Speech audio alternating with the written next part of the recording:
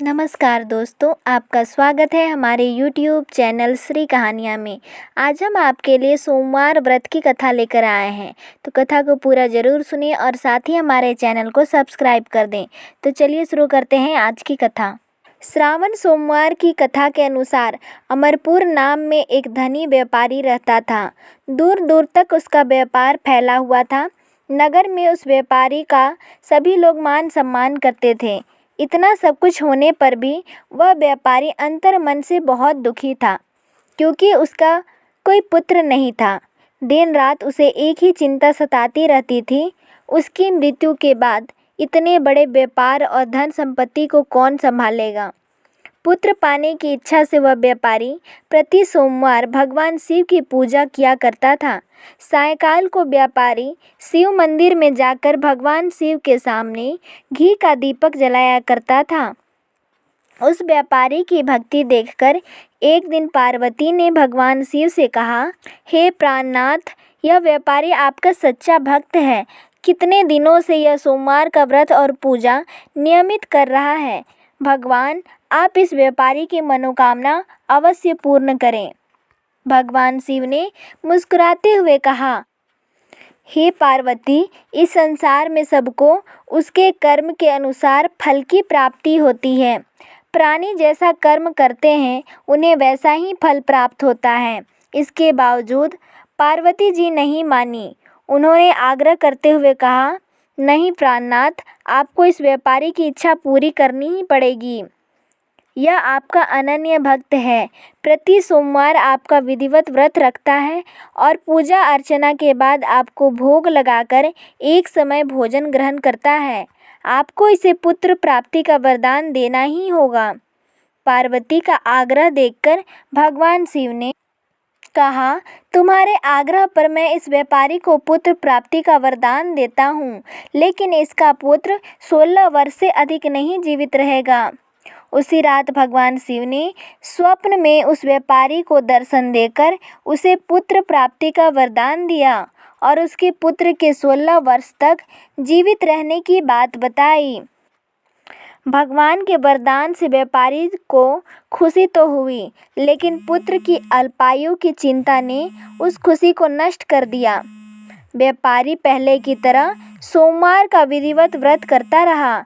कुछ महीने पश्चात उसके घर अति सुंदर पुत्र उत्पन्न हुआ। पुत्र जन्म से व्यापारी के घर में खुशियां भर गई। बहुत धूमधाम से पुत्र जन्म का समारोह मनाया गया। व्यापारी को पुत्र जन्म की अधिक खुशी नहीं हुई, क्योंकि उसे पुत्र की अल्प आयु के रहस्य का पता था। यह रहस्य घर में किसी को नहीं मालूम था। विद्वान ब्राह्मणों ने उस पुत्र का नाम अमर रखा। जब अमर 12 वर्ष का हुआ तो शिक्षा के लिए उसे वाराणसी भेजने का निश्चय हुआ। व्यापारी ने अमर के मामा दीपचंद को बुलाया और कहा कि अमर को शिक्षा प्राप्त करने के लिए वाराणसी छोड़ आओ। अमर अपने मामा के साथ शिक्षा प्राप्त करने के लिए चल दिया। रास्ते में जहाँ भी अमर और दीपचंद रात्रि विश्राम के लिए ठहरते, वहीं यज्ञ करते और ब्राह्मणों को भोजन कराते थे। लंबी यात्रा के बाद अमर और दीपचंद एक नगर में पहुँचे। उस नगर के राजा की कन्या के विवाह की खुशी में पूरे नगर को सजाया गया था। निश्चित समय पर बारात आ गई, लेकिन वर का पिता अपने बेटे के एक आँख से काने होने के कारण बहुत चिंतित था। उसे इस बात का भय सता रहा था कि राजा को इस बात का पता चलने पर कहीं वह विवाह से इनकार न कर दे, इससे उसकी बदनामी होगी। वर के पिता ने अमर को देखा तो उसके मस्तिष्क में एक विचार आया। उसने सोचा, क्यों न इस लड़के को दूल्हा बनाकर राजकुमारी से विवाह करा दूं। विवाह के बाद इसको धन देकर विदा कर दूंगा और राजकुमारी को अपने नगर में ले आऊँगा। वर के पिता ने इसी संबंध में अमर और दीपचंद से बात की। दीपचंद ने धन मिलने के लालच में वर के पिता की बात स्वीकार कर ली। अमर को दूल्हे के वस्त्र पहनाकर राजकुमारी चंद्रिका से विवाह कर दिया गया। राजा ने बहुत सा धन देकर राजकुमारी को विदा किया। अमर जब लौट रहा था तो सच नहीं छिपा सका और उसने राजकुमारी की ओढ़नी पर लिख दिया, राजकुमारी चंद्रिका तुम्हारा विवाह तो मेरे साथ हुआ था। मैं तो वाराणसी में शिक्षा प्राप्त करने जा रहा हूँ।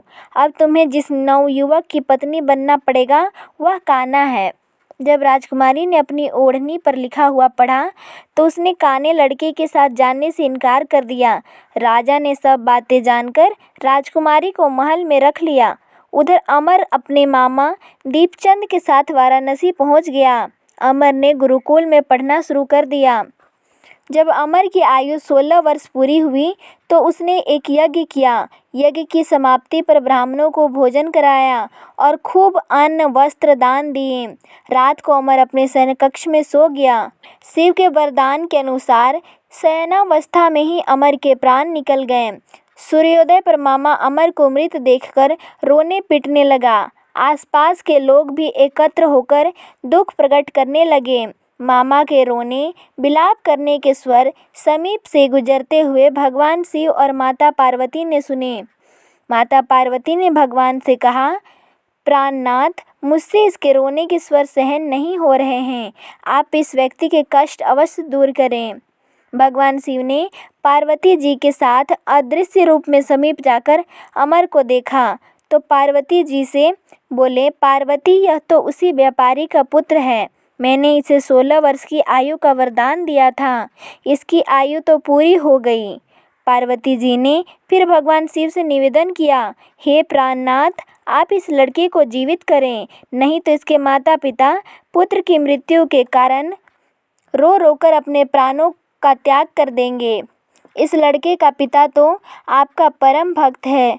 वर्षों से सोमवार का व्रत करते हुए आपको भोग लगा रहा है।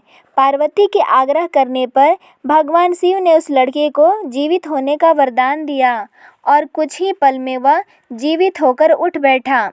शिक्षा समाप्त करके अमर मामा के साथ अपने नगर की ओर चल दिया।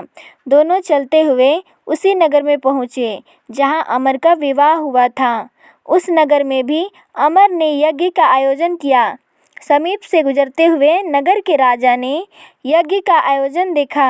राजा ने अमर को तुरंत पहचान लिया। यज्ञ समाप्त होने पर राजा अमर और उसके मामा को महल में ले गया और कुछ दिन उन्हें महल में रखकर बहुत सा धन वस्त्र देकर राजकुमारी के साथ विदा किया। रास्ते में सुरक्षा के लिए राजा ने बहुत से सैनिकों को भी साथ भेजा। दीपचंद ने नगर में पहुंचते ही एक दूत को घर भेजकर अपने आगमन की सूचना भेजी। अपने बेटे अमर के जीवित वापस लौटने की सूचना से व्यापारी बहुत प्रसन्न हुआ। व्यापारी ने अपनी पत्नी के साथ स्वयं को एक कमरे में बंद कर रखा था। भूखे प्यासे रहकर व्यापारी और उसकी पत्नी बेटे की प्रतीक्षा कर रहे थे। उन्होंने प्रतिज्ञा कर रखी थी, यदि उन्हें अपने बेटे की मृत्यु का समाचार मिला तो दोनों अपने प्राण त्याग देंगे। व्यापारी अपनी पत्नी और मित्रों के साथ नगर के द्वार पर पहुंचा। अपने बेटे का विवाह का समाचार सुनकर पुत्रवधू राजकुमारी चंद्रिका को देखकर उसकी खुशी का ठिकाना ना रहा। उसी रात भगवान शिव ने व्यापारी के स्वप्न में आकर कहा, हे श्रेष्ठी, मैंने तेरे सोमवार के व्रत करने और व्रत कथा सुनने से प्रसन्न होकर तेरे पुत्र को लंबी आयु का वरदान दिया है। व्यापारी बहुत प्रसन्न हुआ। सोमवार का व्रत करने से व्यापारी के घर में खुशियां लौट आई। शास्त्रों में लिखा है कि जो स्त्री पुरुष सोमवार का विधिवत व्रत करते हैं और व्रत कथा सुनते हैं, उनकी सभी इच्छाएं पूरी होती हैं। हमारी कथा को पूरा सुनने के लिए धन्यवाद। कमेंट में बताएं आपको कथा कैसी लगी और साथ ही हमारे चैनल को सब्सक्राइब कर दें।